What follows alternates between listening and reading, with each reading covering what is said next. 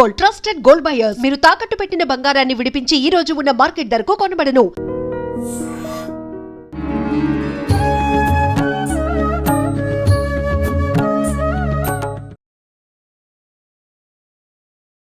నమస్కారం, welcome to I dream. ధర్మ మార్గం విత్ విజిత కార్యక్రమానికి స్వాగతం. ప్రస్తుతం మనతో పాటు ఉన్నారు జ్యోతిష్య రత్న, జ్యోతిష్య సామ్రాట్, ప్రముఖ తంత్ర జ్యోతిష్యులు చింతా రుక్మాంగదరావు గారు. ఇప్పుడు వారితో మాట్లాడి మరిన్ని విషయాలు తెలుసుకుందాం. నమస్కారం అండి. మాతృదేవోభవ, పితృదేవోభవ, ఆచార్య దేవోభవ. ఓం నమో మాందేశ్వరాయ నమః. అందరూ బాగుండాలి, అందరికీ మంచి జరగాలి. అయితే తమిళనాడు, కేరళ ఈ ప్రాంతాల్లో కనుక తీసుకుంటే చాలా వరకు ఒక సామెతల రూపంలో ఒక మాట అంటూ ఉంటారట. జ్యోతిష్యం విషయానికి వస్తే, జాతకం చెప్పే విషయానికి పామును చూసి ఫలితం చెప్పు అని చెప్పి.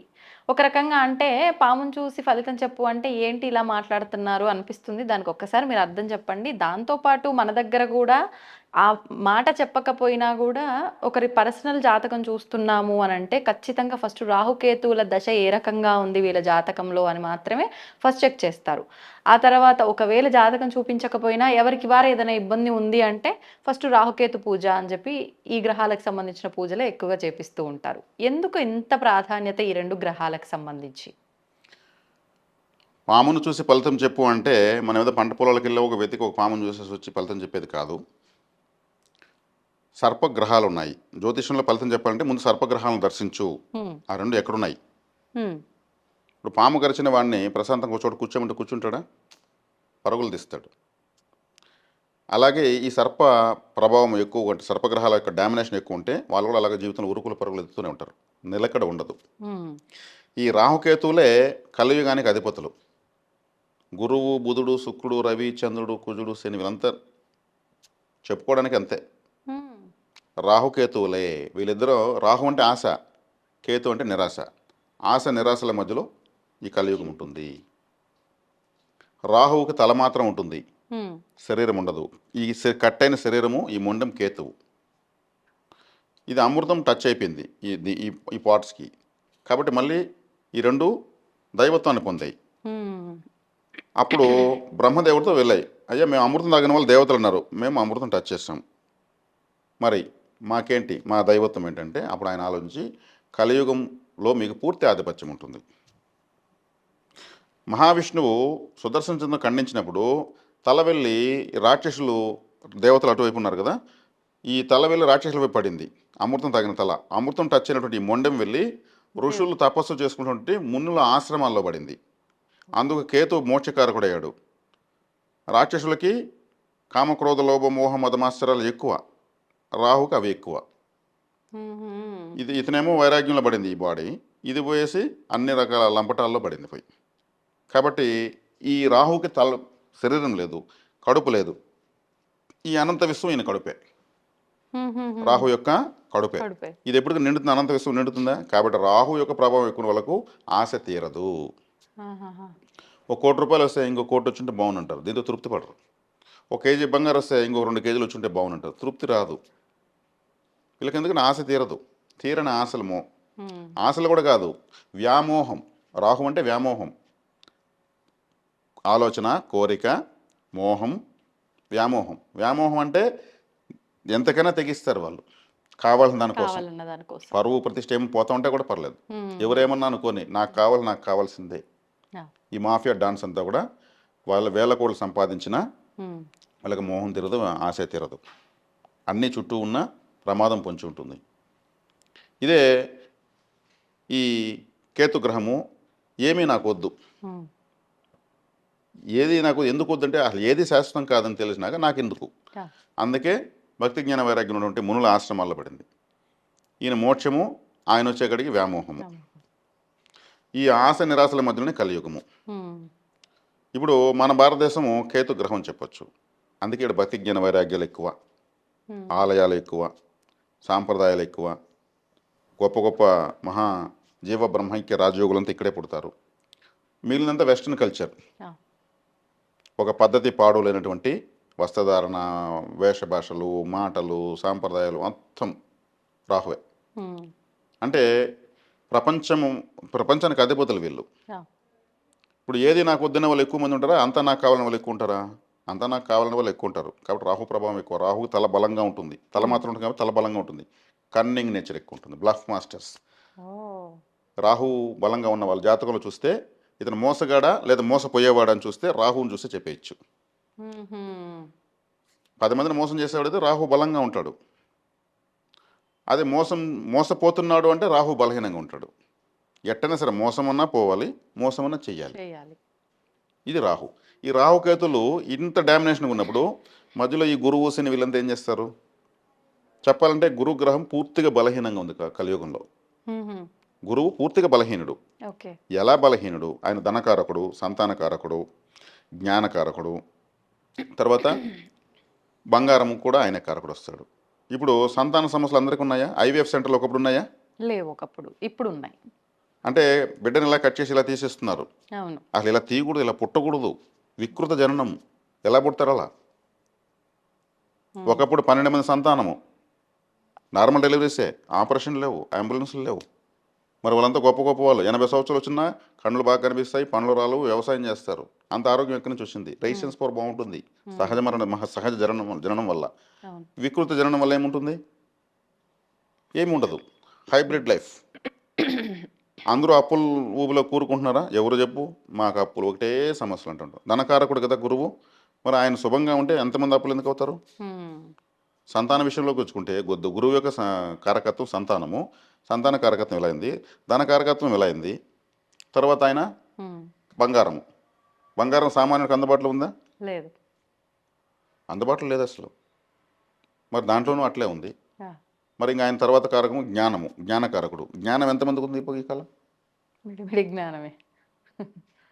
ఏదో రంకుతనానికో బొంకుతనానికో అడ్డం ఉన్నారని బిడ్డలను చంపేస్తున్నారు సంతానాన్ని. ఎంత దుర్మార్గం అది. పిల్లలు లేకుండా పోతే ఎంత అగౌరవం. 10 మందిలోకి వెళ్తే ఒక 2 దంపతులకు పెళ్ళి 10 సంవత్సరాలు పిల్లలు లేరంటే ఏ ప్రోగ్రామ్కి పిల్లలు వాళ్ళని వెనకాల కూర్చోబెడతారు. వీళ్ళు పోవడం కూడా ఏడుస్తారు. అట్లాంటి పిల్లల్ని చంపేసినాయి. మరి సంతానకరుడు గురువు యొక్క శక్తి ఎక్కడుంది? ఇక్కడ రాహుకేతుల యొక్క ప్రభావం కదా ఎక్కువ డీల్ చేస్తుంది.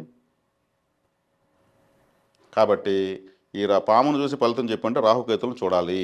ఈ రాహుకేతువులు మధ్యలో అన్ని గ్రహాలు ఉంటే కాల సర్ప దోషము, కాలమంతా ఉండే దోషము. ఇదే శుభాన్ని విత్డ్రా చేసుకోలేరు. నాకు అది కావాలి ఇది కావాలి అనుకుంటా ఉంటారు. ఆశ వ్యామోహం తప్పితే మెటీరియల్ అవుతుంది లైఫ్. ఇంతుంటే దీనికింత చేతులు డబ్బు ఉండదు, ఏళ్ళు తిప్పుతూ ఉంటారు. ఒకవేళ ఇప్పుడు ఈ గ్రహాలు ఫేవర్గా లేవు అని అంటే మనం చేసే ఈ రెమెడీస్ వల్ల ఫేవర్గా అవుతాయా? చేసుకోవచ్చు.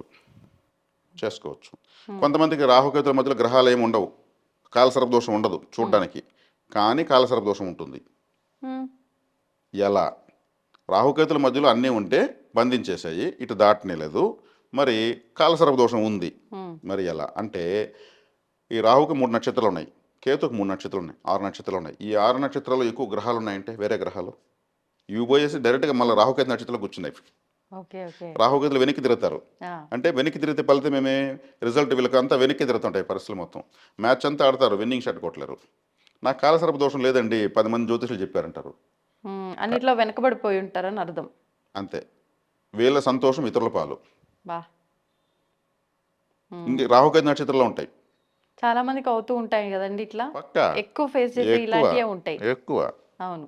అందుకే మేమేం చేస్తాము, రాహుకేతు నక్షత్రాలు చూస్తాం, రాహుకేతులను చూస్తాం. రాహుకేతులతో కలిసి ఉంటాయి కొన్ని గ్రహాలు. ఇప్పుడు మనము తాగే వాటర్లో డ్రైనేజీ వాటర్ కలిపితే ఏముంటుంది? రాహు కేతో కలిసినట్లెక్క. మంచినీళ్ళే చెడిపోతాయి ఎట్లున్నా సరే. కాబట్టి అందుకే గురు చండాల యోగం అంటారు.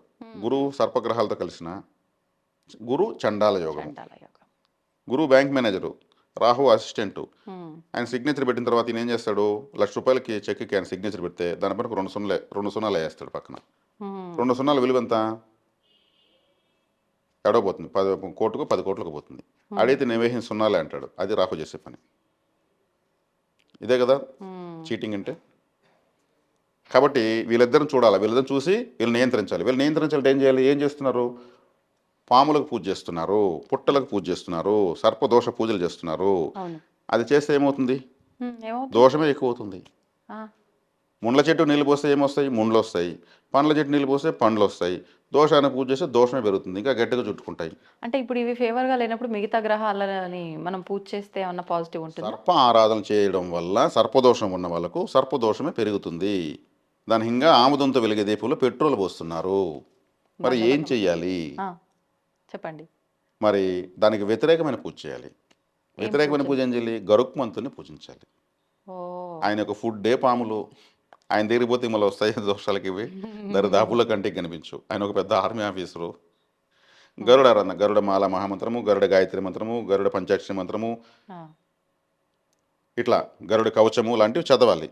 ఓకే. ఆ శబ్దానికి వర్డ్స్ పవర్ అంటారు. ఈ శబ్ద చైతన్యానికి సర్పదోషం దూరంగా పోతుంది. మళ్ళీ పాములకి అయిపోయి పూజ చేసి విగ్రహాలు ప్రతిష్ఠించి పుట్టలకు చేసేది వల్ల నేను ఎంతోమంది నా దగ్గర నేను కొన్ని వేల మందికి ఇప్పటికే చెప్పాను. ఎన్ని వేల మంది చెప్పి అంత వేల జాతకులు చెప్పాను. సర్పదోషంలో చెప్తే అవునండి గురుగారు మేము చేస్తున్నాం, మాకు ఇంకా ఎక్కువైపోతా ఉంది. అడిగితే ఈ మళ్ళీ చేయండి పూజ అంటున్నారు. ఇప్పటికి ఎంత అంటే ఆడికి పోయిస్తే మాకు గందరగోళం. అదేదో అంటారు ఒక సినిమాలో కామెడీ, తత్తర బిత్తర తలాంగు తగది తై అంటారు. అట్లా అయిపోతా ఉంది జీవితం. ఎక్కడికి పోవాలి వీళ్ళు? వ్యతిరేక పూజ చేయమంటా ఉంటే ఎక్కడికి పోయేది? గరుక్మంతుడు ఏమన్నా ఆయన క్రిస్టియనా, ముస్లిమా, లేదా మన దేశం కాదా? మహావిష్ణువుని ఆయన దగ్గరికి పోతే అవును. చక్కగా ఆయన గరుడ పురాణమే ఉంది. ప్రతి దేశం, ప్రపంచంలో ప్రతి దేశము ఆయన సీక్రెట్ సిబిసిఐడి లాంటి సీక్రెట్ ఏజెన్సీస్ ఆయన పెట్టుకుంటున్నారు. హ్మ్. గరుడ ఆపరేషన్ గరుడ అంటున్నారు. అవును. అంటే ఇక్కడున్న పాములాగా దాంకొని ఉన్న పట్టుకొచ్చేస్తున్నారు, పుట్టలో ఉన్న పాములో పట్టుకొచ్చేస్తున్నారు. ఆయన దగ్గర పోతే సర్పదోషం పోతుంది. కానీ గరుడ టాటూ వేసుకోండి, రింగ్ పెట్టుకోండి, డాలర్ వేసుకోండి. వెంకటేశ్వర స్వామి గుడిలో ఆయన విగ్రహం ఉంటుంది. ఎవరు ఒక 2 అగరవతులు ఇచ్చి ఒక 2 అరటి పండ్లు పెట్టి కూర్చోండి, స్వామి నువ్వే నాకు దిక్కు అని. హ్మ్. హ్మ్. మరి ఇంకేందుకు పోతుంది? ఓకే. ఓకే. దీనికి అయ్యే ఖర్చు ఏముంది? అవును. మనం చేసేది మనం చేయకుండా మనకు రావాల్సినంత మనకు వస్తుందా? లేదు. అన్నీ వచ్చేయాలి వీళ్ళకు, ఏది చేయకూడదు.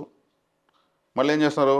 జమ్మని జ్యోతిష్యులు పుట్టకు పాలపోయి విగ్రహం ప్రతిష్ఠించు, నాగ కవచం శ్లోకం స్తోత్రం చదువు అంటున్నారు. దోషం లేని వాళ్ళు చేసుకోవచ్చు, దోషం ఉన్న వాళ్ళకి మాత్రం మనం చెప్తున్నది. హ్మ్. హ్మ్. ఇక్కడ వచ్చేక్కడికి గరుకుమంది తిరిగిపోతే ఏమవుతుంది? ఆయన పుట్టిందే సర్పలోక అంతానికి పుట్టిన దేవత ఆయన. హుహు. మేము గుడికి కూడా పోలేమండి, ఇంకేదైనా వేరే మార్గం ఉందా అంటే, మేము అభయహస్త కరుంగలి తంత్ర విగ్రహం. అభయహస్త ఇక్కడ ఆలయంలో నమస్కార వదనంలో భక్తి పారవస్సులు ఉంటాడు. అభయం నా దగ్గరికి వచ్చిన కాపాడుతున్నటువంటి విగ్రహాన్ని 12 మంది బ్రాహ్మణులు పెట్టి పూజలు చేసి హోమాలు చేసి ప్రాణప్రతిష్ఠ చేసి ఆ మంత్రశక్తి రిజిస్టర్ చేసి మంత్ర పుస్తకము హోమ భస్మము ప్రసాదంతో కల్పిస్తున్నాం ఆహా. తీసుకోగలిగిన వాళ్ళకు. లేదు మీరు వెళ్తే ఆలయానికి వెళ్తే ఇప్పుడు నేను చెప్పే రిజల్టే వస్తుంది. హుహు. ఎందుకంటే ఇటువంటి విగ్రహాలను వ్యాపారం చేయకూడదు. ఆ! ఓకే. కాబట్టి ఇది పరిష్కారము, ఎవరైనా చేసుకోవచ్చు. ఇప్పుడు హ్మ్. ఖర్చు లేని పరిహారం చెప్పాను నేను. గరుడ కవచం 5 సార్లు చెబితే ఏం పోతుంది? నియమాలు ఏమైనా పాటించాలంటారా ఇవి చేయడానికి? నియమాలు పాటించాలంటే ఎప్పుడు కూడా విద్యా వినయ సంపన్నే బ్రాహ్మణ అంటే క్రమశిక్షణ కలిగిన వాళ్ళు ఉత్తములని అర్థం. ఇప్పుడు గరుడ విగ్రహము తెచ్చి ఇంట్లో పెట్టుకుంటారు, లేదా ఇంకేదో వాళ్ళు ఏదో పూజ చేస్తుంటారు. ఇంట్లో మాంసం చేసినప్పుడు పూజ చేయకూడదు, చేయకపోయినా పర్వాలేదు. హ్మ్. ఇంట్లో ఇంకేదైనా స్త్రీలకు మంత్లీ సైకిల్స్ వల్ల వచ్చినప్పుడు చేయకపోయినా పర్వాలేదు. ఇంకేదైనా దుఃఖ సమయాలు ఏదో డెత్ జరగడం ఉంటే చేయకపోయినా పర్వాలేదు. ఊరెళ్ళినప్పుడు చేయకపోయినా పర్వాలేదు. ఓకే. మిగిలిన సందర్భాలు చేసుకోవచ్చు హ్మ్. భగవంతుని. ఇంతే, ఇదే నియమం. ఓకే. కర్టన్ వేస్తే చాలు మాంసం చేసినప్పుడు అలా మన పూజ రూమ్కి. కాబట్టి భగవంతుని పూజించేంత సులభమైనటువంటి క్రియ ఇంకొకటి లేదు. కానీ దాన్నే చేయలేకపోతారు. కారణం గ్రహ వ్యతిరేకత ముందుకు పోనీదు. హ్మ్. టెంపుల్కి వెళ్తే కూడా ఆయం మెట లిఫ్ట్కి కొట్టింది ఈఎంఏం నగలేసుకొచ్చి చూస్తున్నారు, కానీ దేవుడి పైన కాన్సన్ట్రేషన్ కుదరడం లేదు. అవి ఒక విధంగా ఆ, ఏదో చెప్తారు చూడు, కొన్ని ప్రేమ వ్యవహారాలు నడిపించుకున్నటువంటి ప్రేమకార పార్కుల్లాగా అయిపోతున్నాయి. హ్మ్. ప్రదర్శనలు చేస్తూ గుడి వెనకాల పోయినాక ఏదో చీటీలో అందుకొని మాట్లాడుకుంటున్నారు. నేను కళ్ళారా చూశాను. ఇంకా అక్కడ భక్తి ఏముంటుంది? దేవుడు మనం పెట్టిన ఏజెంటా? ఇట్లాంటివి ఎన్నో. నేను మచ్చుకు ఒకటి చెప్పాను అంతే. ఎస్ఎంఎస్ పెడేస్తాను, నేను టెంపుల్కి వస్తాను, నువ్వు టెంపుల్కి వచ్చాయి. మరి భగవంతుడు ఏంటి కాపాడాలి? హ్మ్. ఆలయంలో ఎలా ఉండాలి? ఎంత ఉన్నతంగా ఉండాలి? ఆడ ఉండమని రాళ్ళనుకుంటున్నారు, ప్రతిష్టలు అవంతా. హ్మ్. కాబట్టి భగవంతుడిని మనము మైమరిపించాలి. భగవంతుడు మన గురించి ఆలోచించే విధంగా మనం ఆలోచించాలి. అక్కడికి వెళ్ళి అరే ఇతను ఏం ఆలోచిస్తున్నాడు ఇతను, ఆ! మన గురించి దేవుడు ఆలోచించగలిగి మనం ఆలోచించామంటే ఇంక మనకు కష్టం ఏమంటుకుంటుంది. అవును. కాబట్టి మనిషి చిన్న పూజ చేయడానికి కూడా ఆ మెమరీ లేకుండా కోల్పోతున్నారు. కాబట్టి పామును చూసి ఫలితం చెప్పాడు. అందుకు ఈ కలియుగానికి వీళ్ళు అధిపతులు. ఇప్పుడు ఒక వ్యక్తి ఉంటాడు, సర్ప దోషం ఉంటుంది, తనకు ఆదాయం ఉండదు, ఏముండదు. కానీ ఫ్రెండ్ ఫోన్ చేస్తాడు, రారా పార్టీ తీసుకుందాం అంటాడు. నా దగ్గర డబ్బులు లేదరా. నిన్ను ఎవడరా పెట్టమన్నాడు, నిన్నే పెట్టమన్నా నువ్వు రా అంటాడు. డబ్బు పెట్టే పనిలే కదా, పోదాం అంటాడు. ఇది పోతాడు. అట్లా ఒక నెల అయిన తర్వాత ఏమవుతుంది? దోవ తప్పాడు కదా, దారి తప్పాడు కదా. అట్లా అవి ఏదో ఒకటి చేసి లాగేస్తాయి. ఈ bettings, food mafia, land mafia, drug mafia, ప్రపంచంలో అన్ని మాఫియాలు మొత్తం రాహువే. మాఫియా లేని ఫీల్డ్ అంటూ లేదు. కాబట్టి కలియుగానికి అధిపతి రాహువు. ఇంటర్నెట్ రాహువు, శాటిలైట్స్ రాహువు, ఎయిర్లైన్స్ రాహువు, రైల్వే రాహువు. పాములాగా పోతూ ఉంటుంది ట్రైను. డ్రైవర్ అంటేనే రాహువు. రాహుకారకత్వం ఎక్కువ. నోటి ద్వారా కడుపులోకి వెళ్ళేది మొత్తం రాహువే. పాయిజన్ కావచ్చు, మెడిసిన్ కావచ్చు, ఫుడ్ కావచ్చు, జ్యూస్ కావచ్చు, అమృతం కావచ్చు, మొత్తం రాహువు. రాహువుకు మించిన ఇంటెలిజెంట్ ఈ సృష్టిలో లేరు. మహావిష్ణువుని ఏమర్చాడు కదా, విష్ణుమాయని అధిగమించిన ఏకైక దేవత రాహు. కాబట్టి ఆయన కూడా మోహిని అవతారంలో ఉంటే, అది కూడా మోహిని అవతారంలో ప్రపంచాన్ని మైమర్పించుంటే ఈయన మైమర్చిపోలేదు, ఐడెంటిఫై చేసి ఏమర్చాడు. కాబట్టి తెలివైన వాడు రాహువే. అందుకే మోసం చేస్తారు రాహువు. ఎంతటో నా అవతలను మోసం చేసేస్తారు. నువ్వు 10,000 పెట్టు, నీకు ₹1,00,00,000 వస్తుందంటారు. 10,000 పెరుక్కుంటారు. వీడు ఎవరికి చెప్పుకోలేడు పోయి, నీకు బుద్ధి ఉందా ఆ మాట మన మాటను పెట్టినామని అంటారు. ఇట్లుంటాయి రాహు బలంగా ఉన్నవాళ్ళు. ఆడికి రాహు బలహీనంగా ఉంటాడు. 10,000 నుంచి కోటి దొబ్బదా ఉంటాడు. వీడు ₹1,00,00,000 చెప్పి ఆ 10,000 వీడు దొబ్బేస్తాడు. కాబట్టి ఆశ నిరాశల మధ్య ఈ లంపటంలో పడి కలియుగాన్ని ప్రభావితం చేస్తున్నటువంటి సర్పగ్రహాలు ఈ రాహుకేతులు. వీళ్ళని ప్రధానంగా చూడాలి. వీళ్ళని చూసిన తర్వాత వేరే గ్రహాలను పరిగణలోకి తీసుకోవాలి.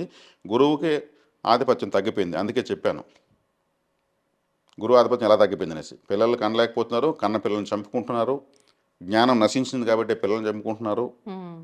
అదే ధనం డబ్బు కాడికి వచ్చే కాడికి అప్పుల పాలవుతున్నారు, ఆ గ్రిప్పు కోల్పోతున్నారు. జ్ఞానం లేదు కాబట్టి ఇవన్నీ చేసుకుంటున్నారు. ఈ కారకత్వాలని గురువే. కాబట్టి ఈ రాహుకేతులే కింగ్ ఆఫ్ ద ఆస్ట్రాలజీ. దీనికి పరిహారము మళ్ళీ పుట్టల కాడికి వెళ్ళడం కాదు, గరుకుమంది దగ్గరికి వెళ్ళండి. విశేషమైనటువంటి మహాశక్తివంతమైనటువంటి దేవత ఆయన. అమృత కలసం ఎత్తుకొచ్చాడు ఆయన తల్లి కోసం, అమృతం కోసం. తల్లికి సర్పాలను నాశనం చేస్తానని చెప్పి పుట్టిన ఆయన పట్టుకుంటే పోతుంది సర్పదోషం. ఇంకేం కావాలి అసలు? టాటు లేదంటే వేసుకునే బదులు గరుడ టాటు వేసుకోవచ్చు. ఎవరిని వేసుకోవచ్చు, బ్రహ్మాండంగా వేసుకోవచ్చు.